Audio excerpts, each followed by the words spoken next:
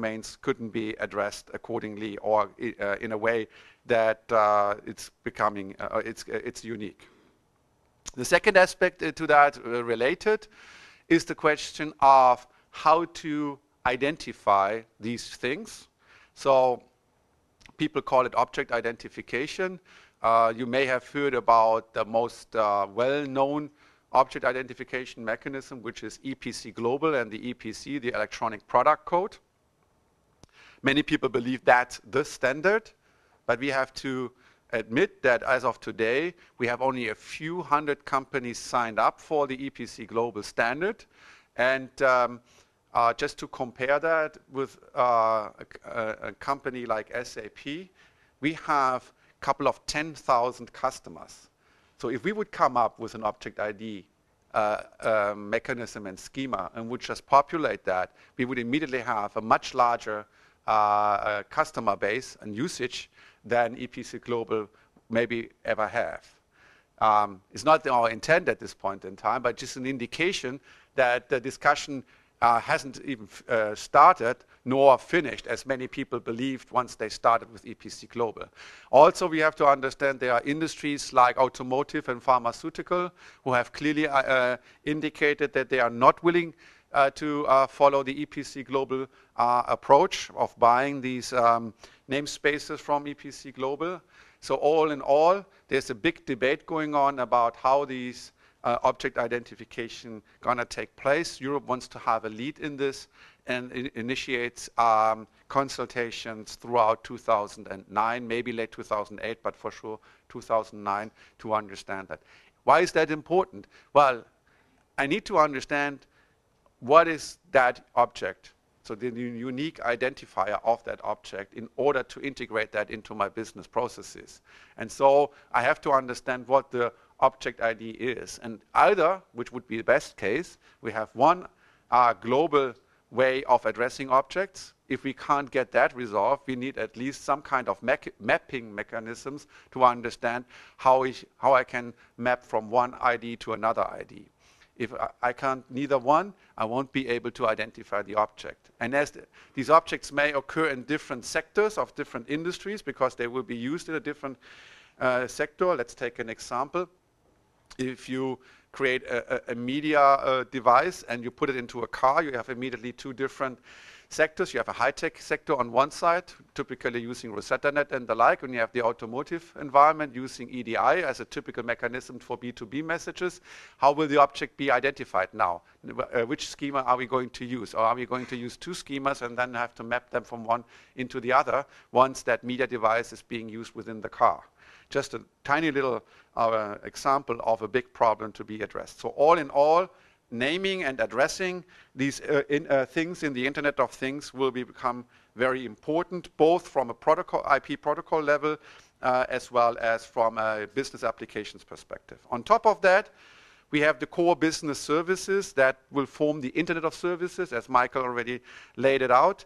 And these core business services in the future Internet should allow us to make a move from the Internet being an Internet of information to an Internet of tradable services. So we want to trade these services. We want to get them exposed, and we want them to use as a business service and not as a technical web service. So when I talk about services here in this context of Internet of Service, consider that to be an automated business service like you would expect from a service consultant or any service company.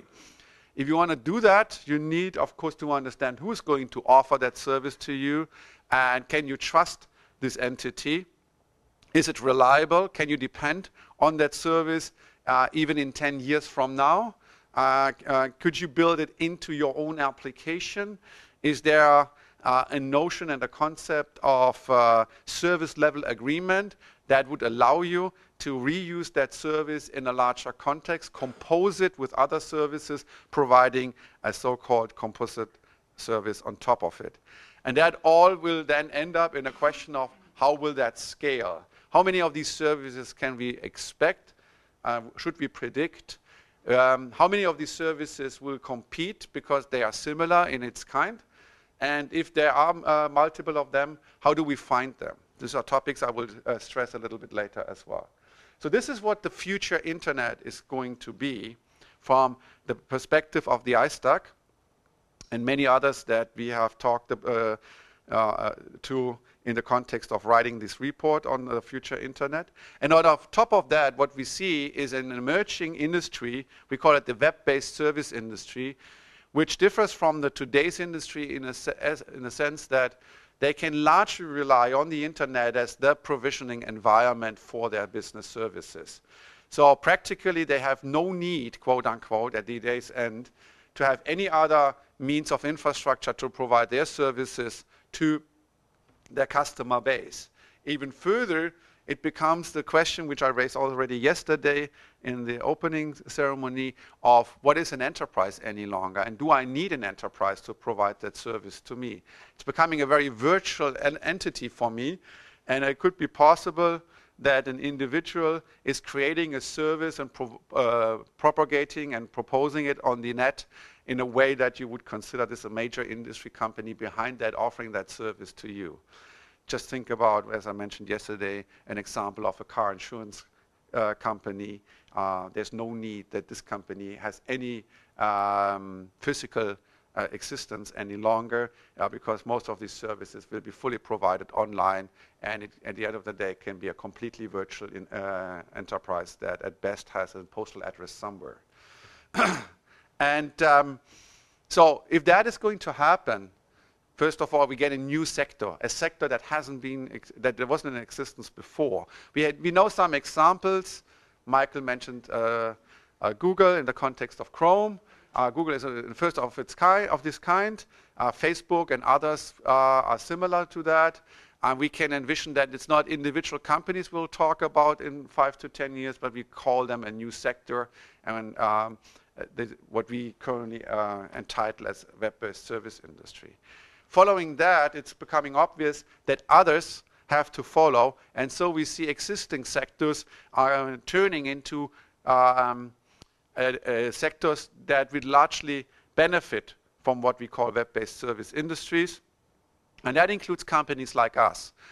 If you are a little bit familiar with our company, you may have heard that we have launched our first enterprise application as software as a service called By Design for the mid-sized market.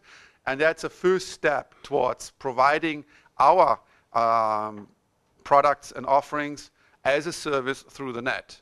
And it's just a starting point. We can envision that things like that will happen over and over again. Now, can all of these services be automated? Truly not. We have, of course, standard business services still to encounter. And so the idea of the web-based service industry includes the question about how to combine existing business services with automated services. That could lead to completely new ways on how to provide services to customers. Just taking an example, a travel agency may be able online to provide to you a completely personalized composed service that really fits your needs once you plan a trip like me from Germany all the way here to Brisbane. And it's not that I have to deal, or better I should say my secretary has to deal with all the individual aspects of my trip, including the flights, the hotel booking, the rental car, the preferences that I have, the itinerary that I have that needs to be adjusted on a daily basis and what have you. Today, you won't find anyone who's capable to manage that for me other than my secretary, or if I wouldn't have a secretary, I would have to do it on my own.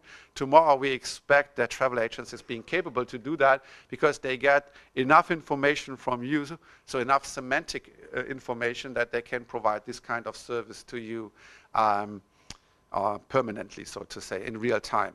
This is an example how you combine business services with automated services easily. There are many other examples like that.